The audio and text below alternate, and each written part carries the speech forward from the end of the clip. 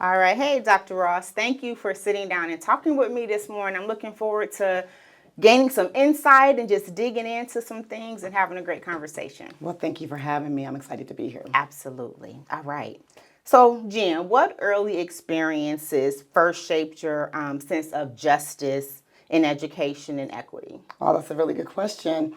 So, I grew up in Canton, Ohio. I have two older siblings, and my parents put us in private school growing up. So, I was in my early years, kindergarten, first grade, second grade, I went to a private school. My parents had enough foresight to understand that maybe that might not be the best space for their black daughters because we were like the only in the classrooms. So they then pulled us out of the private school and pushed us right into public school. So we went to Kansas City schools. Okay. And I remember going to Mad Jets Elementary School, and that was the first time I had peers in my classroom that looked like me, even though it was a diverse setting. But what I realized at Mad Jets was there were not any teachers, and in my private schools, there weren't any teachers that looked like me. Yeah. Right? And so when I went to Mad Jets, the work was really easy. And so I would get done with my work really quick. And I'm the youngest, okay? So being the youngest, you're a little different than your other siblings. And so I would get done with my work really quick, and I would then watch the other students. And the other students were a little bit bad, okay? They cut up. And I thought it looked fun, so I started to act out. And I started to act really bad in school.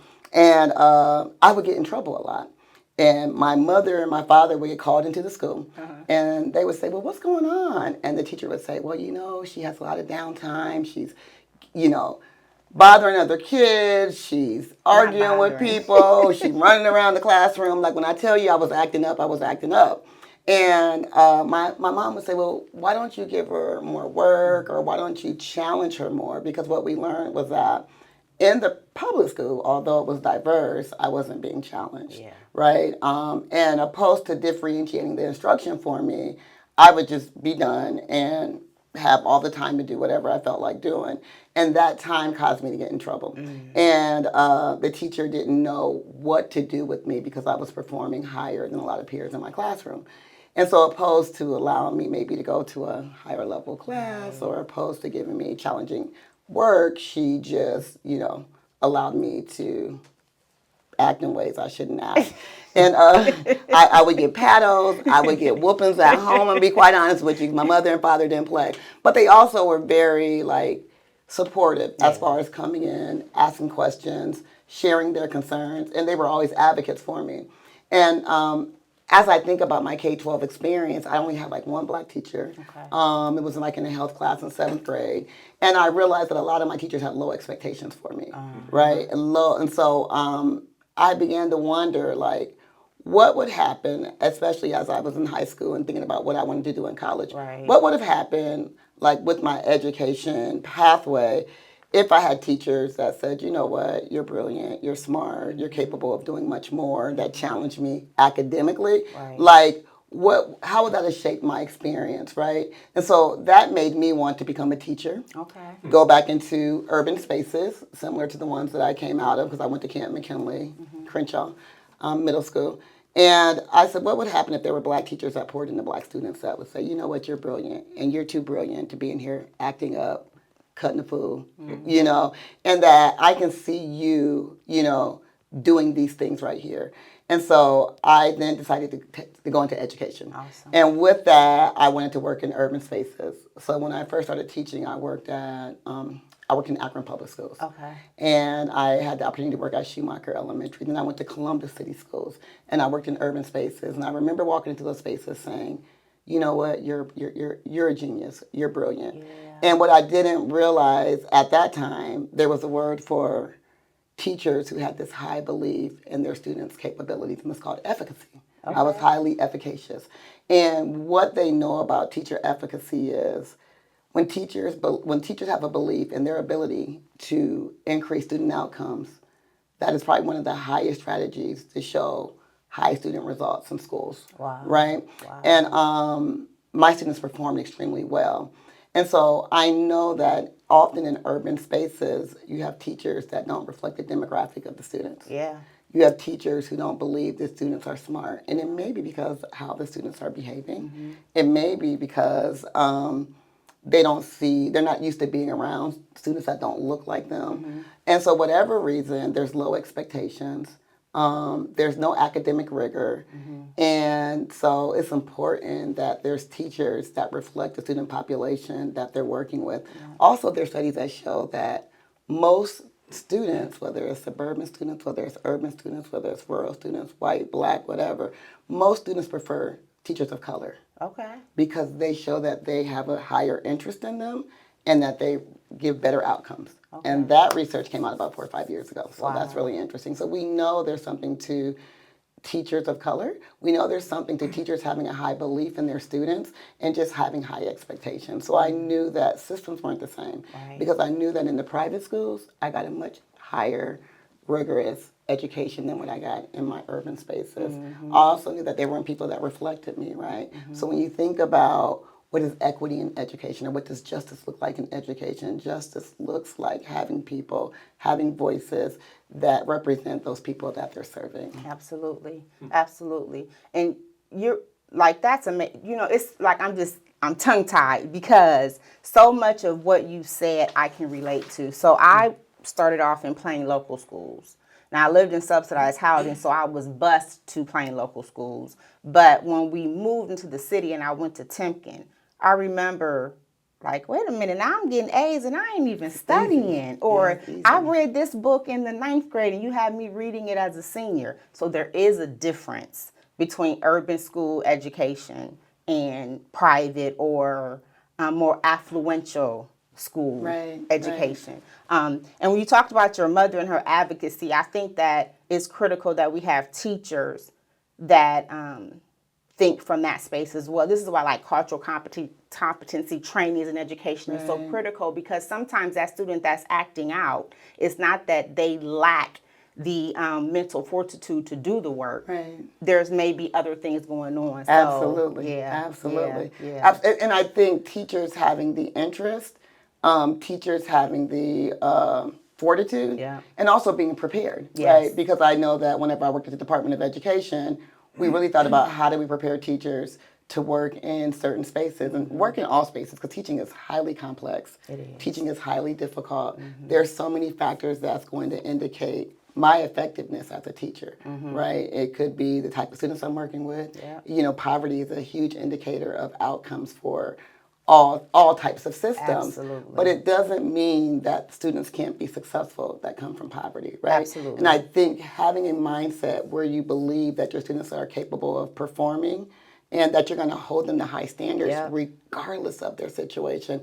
Often we come in with the sympathy, I feel sorry for them. I feel bad for them. But that's not what they need. We need empathy. We do. We need empathy, but we definitely don't need anyone to feel sorry for us. Absolutely. Right? We need someone to be kind of tough on us to say, hey, I need you to come in, you're going to step it up, and I know what you can do. And I think if you don't train people and you don't prepare teachers, I think teachers are not successful because often they don't have the proper preparation and they walk into these spaces, and it's more than just teaching out of a textbook. It's more than just having content knowledge, right? It's relational. So how do you develop those relationships so that you can be effective? Absolutely, absolutely. And we talk about students coming out of poverty and that not equating to necessarily their ability. This is a good segue into intersectionality, right? Because I show up in this space as a Black person, but there is so much more to me. I'm a woman, I'm in poverty, you know, those different components that make up who we are. So how have you translated intersectionality and critical race theory or CRT research into programs or policies in your career? So you want to bring up words that are banned, huh? I do. You want to bring up banned terminology. Listen, bold conversations. Bold conversations. So I think it's important to level set, right? And understand what these terms mean, because people talk about them in such general ways, and people have their own understanding of these terms, and very few people really understand the definitions of these big words, right? Let's unpack it. Intersectionalities and critical race theory. So when you think about intersectionality, you know, I'm going to give you just a definition of it. I'm going to read it right here. So intersectionality is the idea that individuals can experience overlapping forms of discrimination, right? Or disadvantages due to multiple identities, Yeah. right, that they hold, such as race, gender, class, disability, or sexuality. Right. For instance, a black woman may face both racism and sexism, Yeah. right, in ways that differ from a black man who's just his race, right, or a white woman where it's her gender, right. But when those two intersect and they the impact is much more harmful because now you may overlook the discrimination because I have these two complex identities that are really marginalized, right? And so I think to understand like where they intersect, that's what happens. So when you think about intersectionality, I think of Kim Crenshaw. Yes. Because she coined that term. Yeah. Right? And back in the day when she was coining the term intersectionality, she talked about a woman and how she came about, coming to like how she came to this idea of how complex it is. So it was a woman that worked at General Motors, okay, and I think her last name was DeGraff Marie. Okay. And she brought a lawsuit up because she said, you know what, I didn't get this job. You guys passed over me for a job that she applied for. And what she was told by the HR and legal team is that, well, no, we didn't discriminate against you because we hire white women. And we know we didn't discriminate against you because we hire also black men. Right. And what she was saying was like, no, but I was caught at the intersection of being both a woman and black, and that's why you looked over me, right? So I'm more impacted, right, because I have these multiple identities that are marginalized. So when you think about that impact and that harm, because they thought they could get around it, because no, we hire women. Oh no, we also hire men, right? So we're not racist, and it's not a gender issue. But she was like, no, that intersection is where you guys are leaving me out. Yeah. And so when you think about intersectionality, you think about how those dual identities impact and cause harm to people, right? Because of people's biases or whatnot, right? Not critical race theory. That's a whole nother. That's a whole nother piece right there, because that's very complex. And that's the real bad word, right? Because there's this assumption that you're teaching critical race theory in schools, right? And we know that no one's being taught critical race theory in schools unless they're like probably like in a graduate program in college, right? Or unless they're in they're in law school, right? And they're learning about critical legal theory and how critical race theory is under critical legal theory.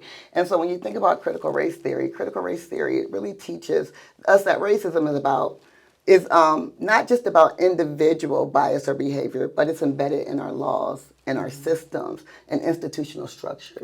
Right? So CRT calls us to examine how policies and practices in education, healthcare, and the justice system, often framed as neutral, can produce unequal outcomes along racial lines, right? And it provides a framework. So critical race theory is providing a framework for identifying, analyzing, and ultimately dismantling those inequities, right? So when we think about, well, how has racism been embedded into laws and policies, right? How has sexism been embedded into laws and policies, right? So when you think about redlining, when you think about Jim Crow, right? When you think about, Brown versus Board, right? And students not being able to go to certain schools, right? Those are laws that are embedded. Right, those are ways where folks were discriminated against or marginalized, and it was put into the laws, right? And so that's what we're doing. We're trying to think about how do we look at how these laws have disenfranchised people over time, right? Which has led to inequities and disparities. Right. So yeah. And so whenever you ask, well, how does it shape me as an educator or as a practitioner, right? So whenever I went into education, I understood that there was something wrong with our education system. Our system was broken. Right? And so I wanted to say, well, what's broken, and how can I go in and create a system where I'm ensuring that all students are educated at a high level, regardless of their sex, regardless of their race, regardless of their socioeconomic background. How do I go in? But think about it. If I'm going in as an individual teacher and I can go in this classroom and I can create really good outcomes for my students, right? And they have this really great experience and they're learning really well. But once they leave me, they're going to another classroom Right. with a teacher who may be biased, Right. with the teacher who may not be highly efficacious, Yeah. right? With the teacher who may be just not prepared to work with certain groups of students. Right. So me as an individual, I can't change that system. Nope. I can create a better outcome for the students that I encounter. So this is why I said, you know what? Maybe I don't want to be a teacher, or maybe I shouldn't be a teacher because, yes, I can impact those who come through my room, but there's systems that have to be addressed, right? And what those systems can be is how do we help teachers become more culturally competent? Absolutely. Maybe we need to embed that into their teacher prep programs, right? Or maybe it might be, maybe we look at how we evaluate teachers and assess teachers, right? So that we can ensure that they understand that regardless of who you're teaching, this is the expectation. Right. They need to be introduced to certain standards. You need to understand the way you're delivering information, and you need to make sure you're building a relationship with the students and families, right? So that led me to the Ohio Department of Education. Okay. Because then I knew, okay, I can help design teacher prep programs that are going to prepare teachers better to Right. work in all spaces. Right. Or I can look at teacher evaluation systems and think about how do we hold teachers accountable, right? Or I can look at how do we build wraparound programs to support families, to support students, to ensure they're getting everything they need. But we have to be at the systems level if we're going to impact change. Absolutely. So critical race theory helped me think about how I can do what I can do, how I can support systems in a better way to be most effective with the people that I'm serving. Right. Right. But I'm not in the classroom saying, let me teach you about critical race theory. Right. That is a Right. false, that is a misconception, that is a myth. Teachers don't teach critical race theory in K-12 schools and probably in most undergraduate schools as well. Right. Right.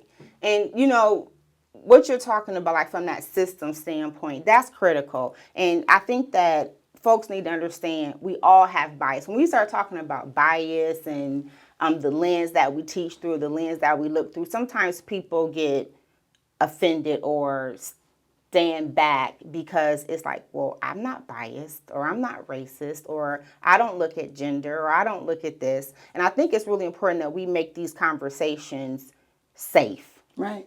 right? Because if we don't impact systematic change, and think about it, these kids, you and I have talked about education pipeline to prison and that pipeline from education. And if we're talking about these things and we're teaching this way and we're communicating this way, as these little people become big people and they move into healthcare, criminal justice, then that mindset goes with them. And we can Absolutely. begin to have change. Right. And I think like one thing about human beings is right, we don't want to be deemed as bad people. Exactly. Right. And I think if we look at it from that standpoint, no one wants to be bad. Yeah. Right. And I think that part of the reason why I've been able to be successful in the work that I do is that we have to really assume positive intent. Absolutely. So when I have someone that I'm saying you need to take this unconscious bias training, we call it managing perceptual filters at Akron Children's Hospital,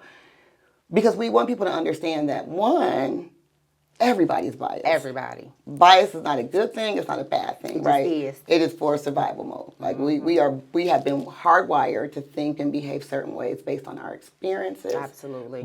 Based on just survival. Absolutely. Our brain is wired to think fast, think slow, do different things because that's how we survive, right, in this world. So how do we slow our thinking down, really, and think about why we believe, why we think a certain way, so we can better navigate people, right? Because that's complex to navigate people who are different from you. And oftentimes, we're in a bubble.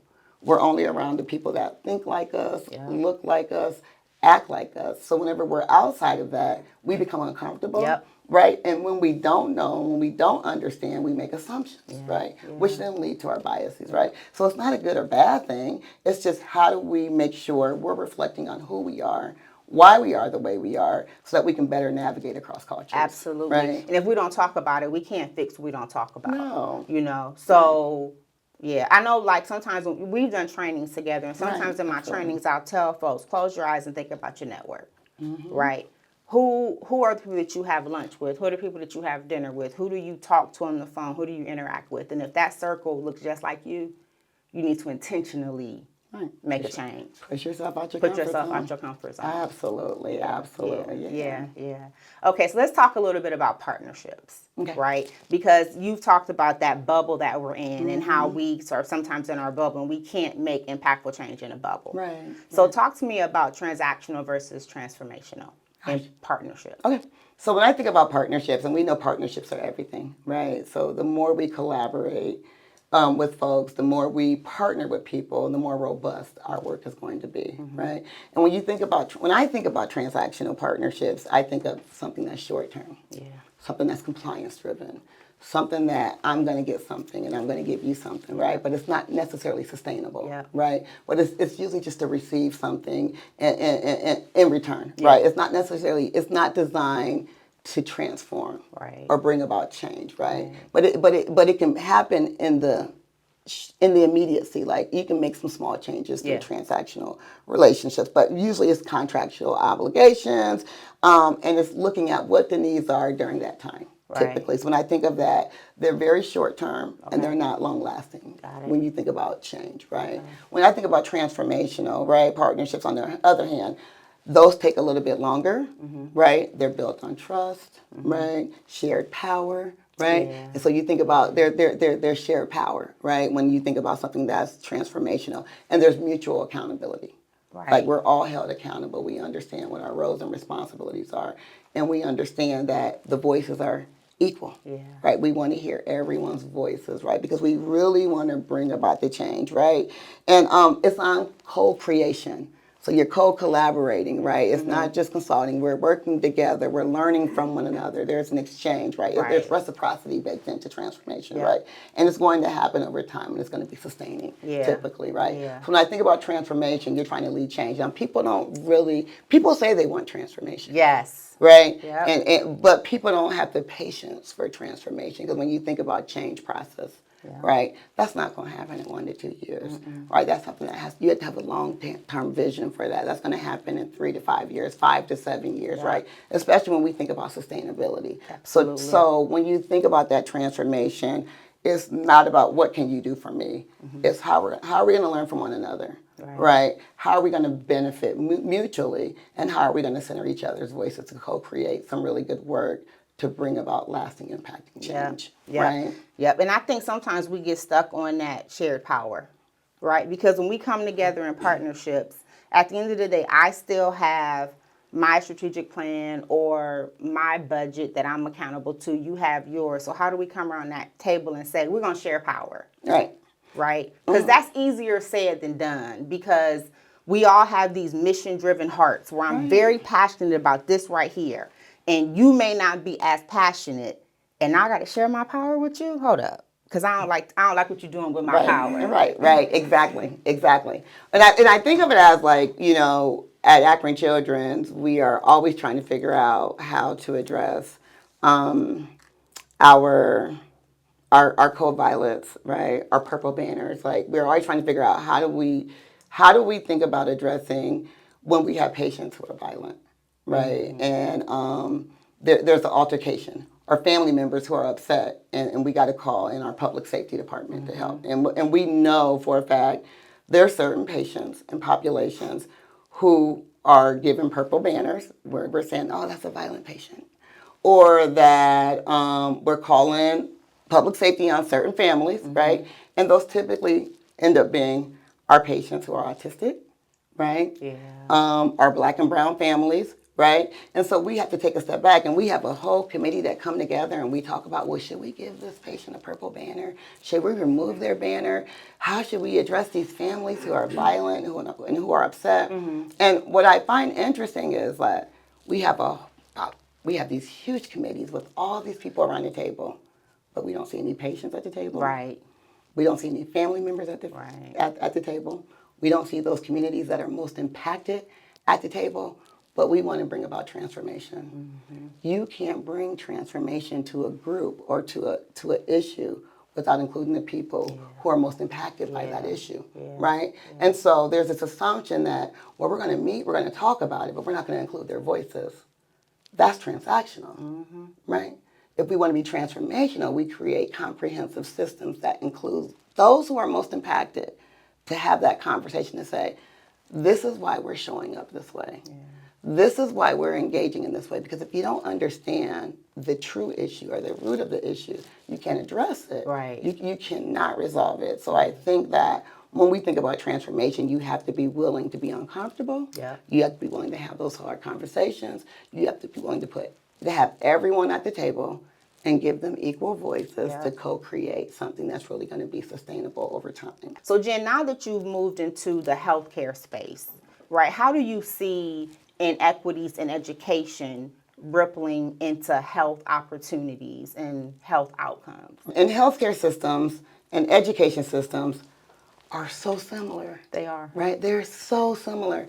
Because when you think about it, the outcomes that individuals experience is based on the type of school or the type of hospital that they go to. So my life is literally in the hands, if I'm a student and my zip code is in a certain space, we know zip codes dictate outcomes in both healthcare spaces and school spaces, right?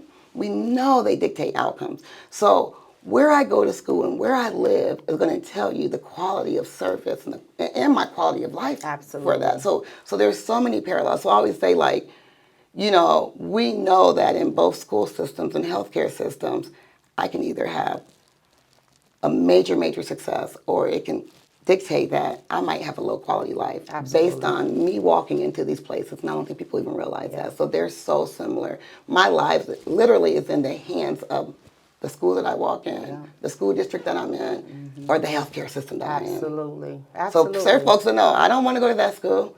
I don't want to go to that hospital. Don't take me there. If I'm sick, our parents would say, don't take me such and such. You better take me to wherever. And the same thing, like, oh, your kids go to that school? Oh, because we understand that 2 years or 3 years of a poor teacher means that child is doomed. That child is doomed. There's nothing they can do to really turn that around, which is scary, right? So you think about how these systems play such a role in life outcomes for people. Absolutely. The zip code effect, right? Your zip code can determine your life expectancy by up to 30 years. There could be a 30-year difference in your life expectancy just because of where you live. How about that? And it's research. How about it's that? research driven, right? Right. And then I've talked to you about the Health Opportunity Index, right, which is even deeper, drills down to like that deeper level of that zip code and what's going on. Like really, yeah. And I don't think people understand that. Like your zip code is such an indicator. Right. And our hospitals and our school systems are in zip codes. And when you look at some of the, health issues in certain zip codes, diabetes, high blood pressure, right? But then wait a second, is it just that certain people have just that poor of eating habits, or is it because they're food deserts in their spaces? So when we think about the social determinants of health, right, all of that play into life outcomes for everyone. So poverty plays a huge role, because if I can't get a job, I probably can't get health insurance, right? But if I don't go to a good school, I might not graduate, right? And so therefore, I might not go to college, I might not have a good trade, I might not be able to get a good trade. So that means now, do I have a job that has good health insurance? No. If I'm unhealthy and I don't have any health insurance, what type of health care am I going to get, right? So all of these things are interconnected, right? They're all interconnected, and there's so many parallels between the two, right? And we know that it all starts with, one, how we believe or how we think about people. I always say this to folks whenever they're like upset with families in the hospital. Like, oh my gosh, they were so disrespectful. They were so rude. They were so nasty. I don't know who's coming to a hospital for a party.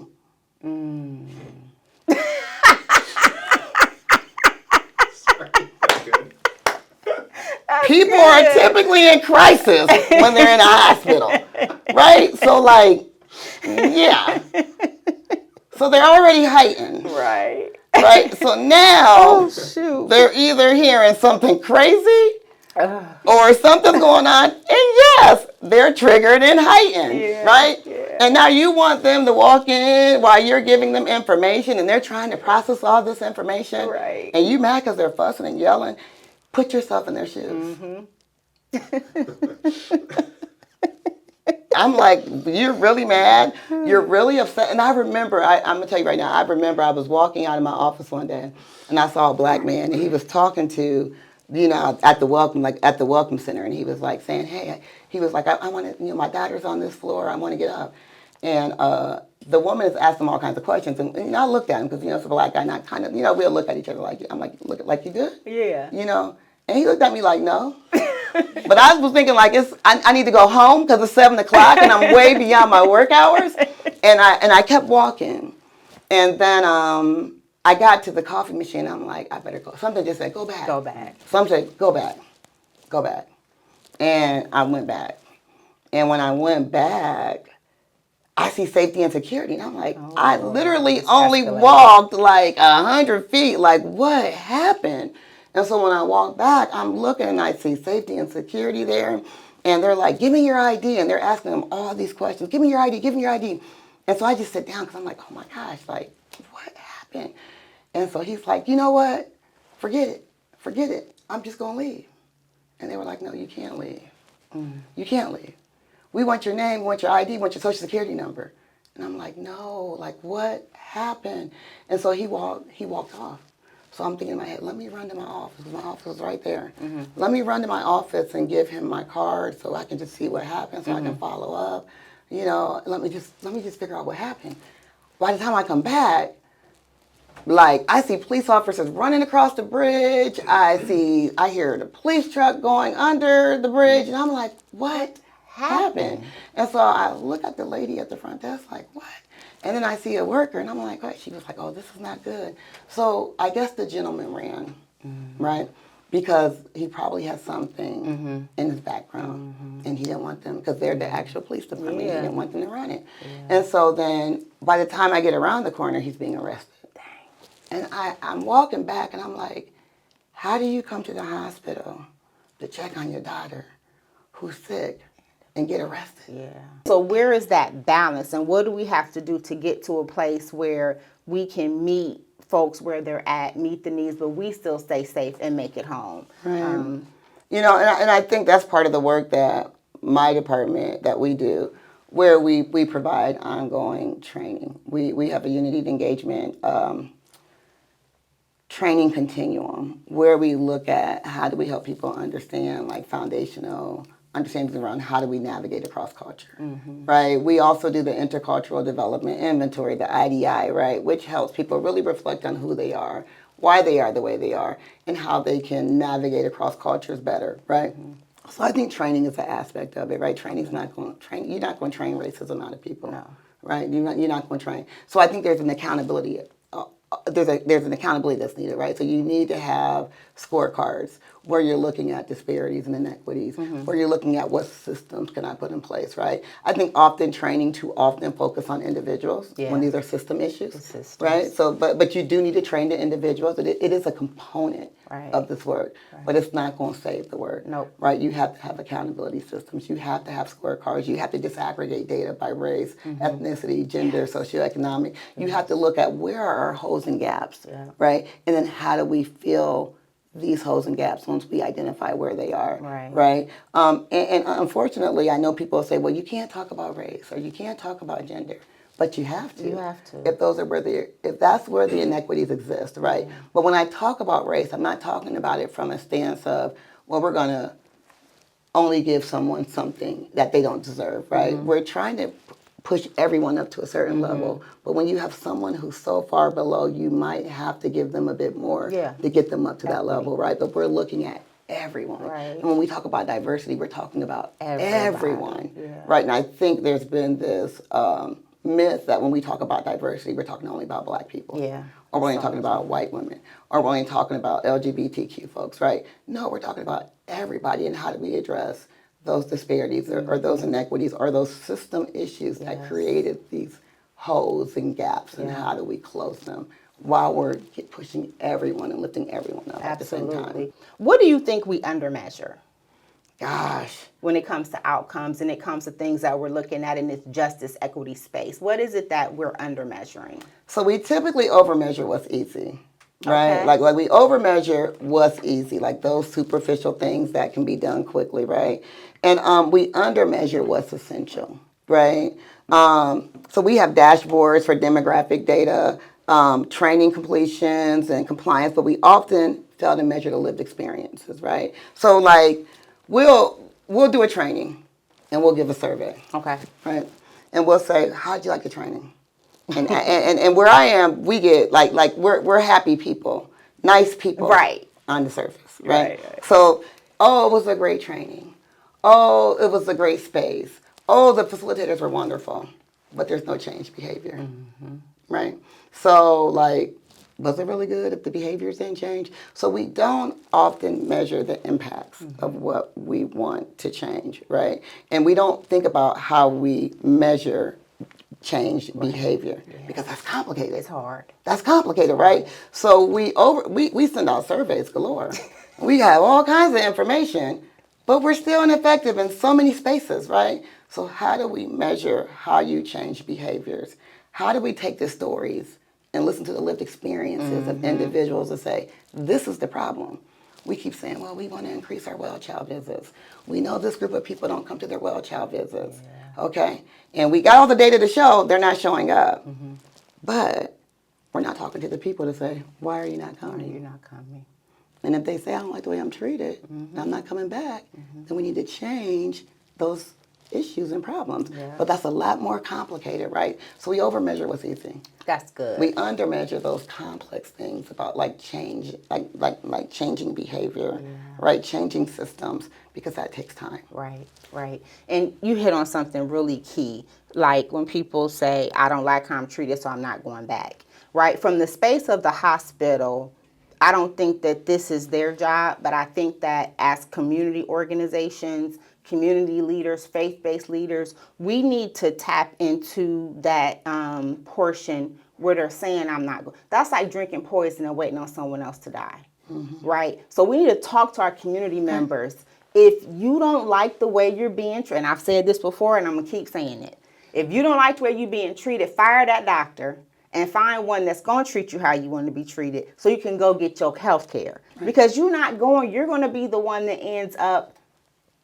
diminished because you're not going. So I think we got to talk to our community members about advocating for themselves. And then community and hospital, then we have to work together. So we have all of these community nonprofits, these community organizations, these faith-based led organizations. We need to partner with our hospitals to say, what are you seeing in the behavior of your patients that we can begin hitting the street and doing some education on.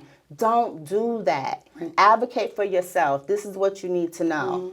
And then when you talked about being nice on the surface, so I'm not sure if Dr. McGregor is still at Children's. Not sure either. But one thing he said when I worked there briefly, he said, we need to focus on being kind and not nice. Right? So nice is when Dr. Ross gives me that survey and says, how was the training? I say, it was wonderful. It was great because I'm being nice, but I'm not being kind because I'm not telling you, no, your training was garbage. I got nothing from your training, right? I don't have to say it like that. Because now you can't fix, I'm being nice, but I'm not being kind. And that has stuck with me and that will always stick with me. You know, be kind, not nice. And I think just to touch back on what you said, partnerships are everything, right? So if we know we have an issue and we know we're trying to solve it, we have to work with those community partners. We have to. Right? So we have to figure out if it's the churches, if it's the grassroots organizations, if it's the individuals that are talking to the community daily, especially the community that you're trying to service, right? We have to have those relationships because I think that once again, like you said, it may not be their job, but it is our job to create the partnership. Right. It is our job to get the information. It is our job to build the relationships with the people who can bring the folks back, right? And I think also on the point of grace, when we talk about the folks who are most impacted by these issues, who we want to take ownership for these issues, we have to understand the complexities of what they're dealing with too, right? So for me to be like, well, you need to change your doctor or you need to do this, that's a privileged way of thinking because they don't even know that that's even an option, right? And so we need that education for them so they can understand if you're having these experiences, these are options that you can take, right? But if I'm trying to figure out where I'm going to work or where I'm going to get my food Or is my health insurance going to be intact? Or is my child suspended because these systems, because we know that we have systems that over suspend certain kids, and now I can't go to work because my child's home suspended for whatever reason. We have to think about how all these issues impact poor people, black and brown people, you know, and folks from these zip codes and marginalized spaces, because top of mind might not be, let me get a new health care. No, it's not. It has been a good. I could talk to you forever. But I got one last question. This is my miracle question. I Gosh, end let me all see these if I put down for that interviews with miracle my. question. Okay. I'm like, these questions are major. Miracle question. That's all right. Your last question was a miracle question. Okay. You're gonna have another miracle question, Dr. Ross. If the community could rally behind one priority for equity, what would that priority be, and what would the change be from that priority? I don't know. Let me see. I think building a system that's rooted in accountability for the most marginalized, right? Okay. I think we underestimate accountability systems, right? But accountability systems are hard because it feels like you're blaming. It feels like we're exposing.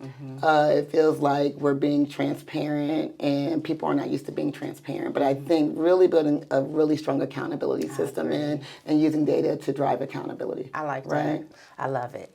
We've had a great conversation. Yes, thank you so much for But having before me. I end, I want to ask you, is there anything that we didn't talk about that you want the listeners to know that we didn't cover, that you want to drop a nugget or two before we Listen, leave? my brain is exploded. I don't have anything left. I don't think I have anything left in me. Once I leave, I'm like, I should have said this, that, and the other. But right now, I have nothing left in me. But that means you got I to thank come you for back. the time. Thank you. Always. Thank you, Dr. All right. Ross. All right. Bye-bye.